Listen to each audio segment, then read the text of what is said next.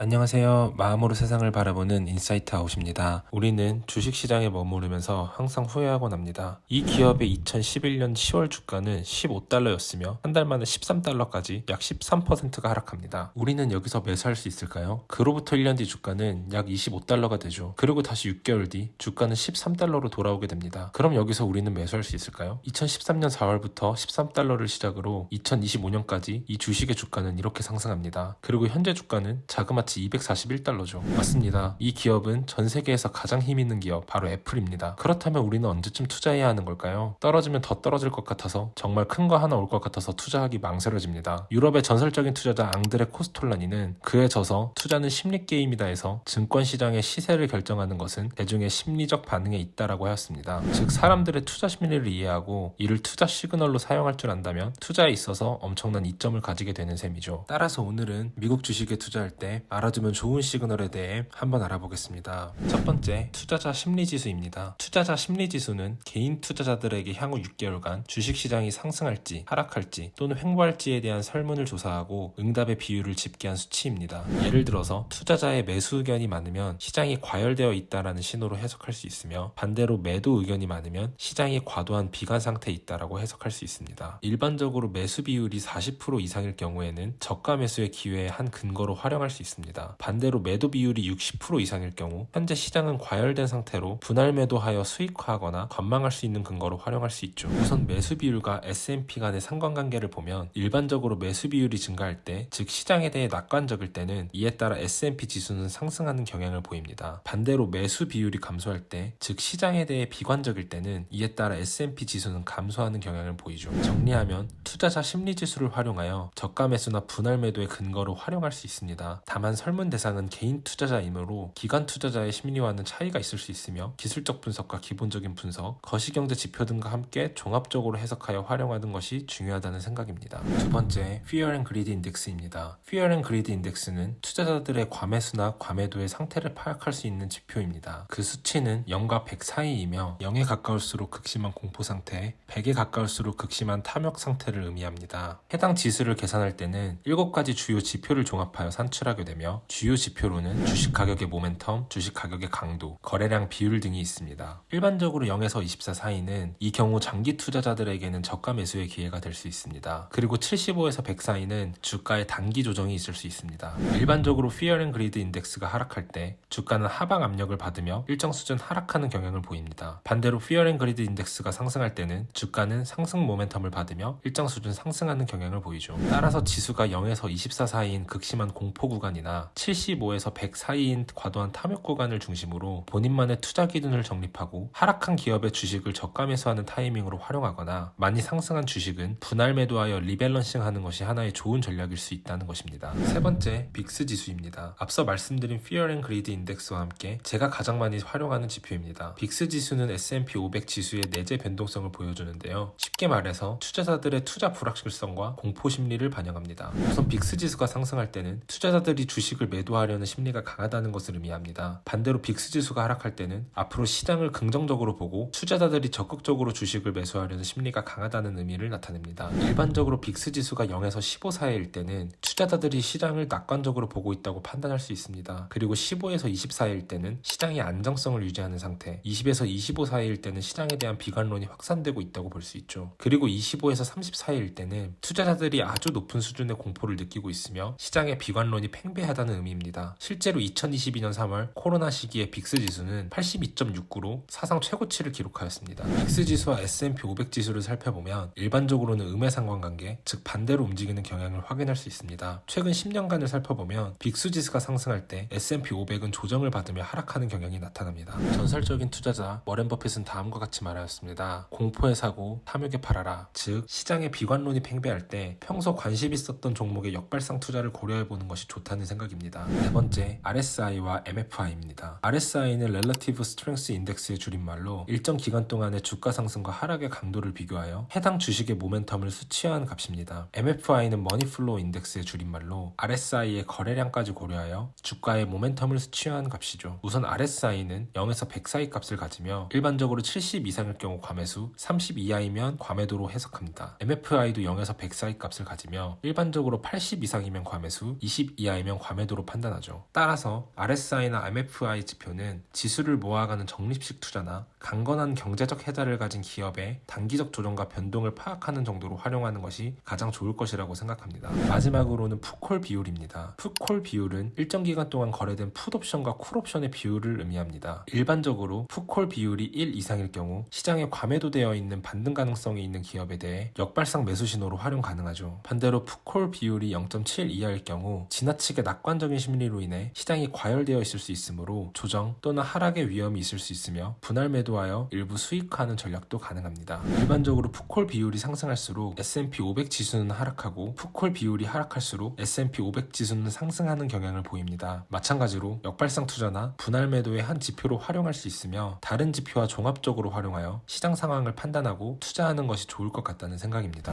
오늘은 이렇게 미국 주식에 투자할 때 활용하면 좋은 투자 시그널 5가지에 대해 알아보았습니다. 정리하면 5가지 시그널을 통하여 투자 심리와 시장의 분위기를 파악하고 주식에 대한 매수와 매도 시점을 대략적으로 잡아볼 수 있다는 것입니다. 다만 반드시 기업의 가치에 대해 생각해보고 시그널을 활용하여 본인만의 투자 시점을 잡아 최대한 잃지 않는 투자를 하는 것이 좋다는 생각입니다. 오늘의 영상이 도움이 되셨나요? 그렇다면 구독과 좋아요 부탁드립니다. 앞으로도 좋은 컨텐츠로 보답하겠습니다. 감사합니다.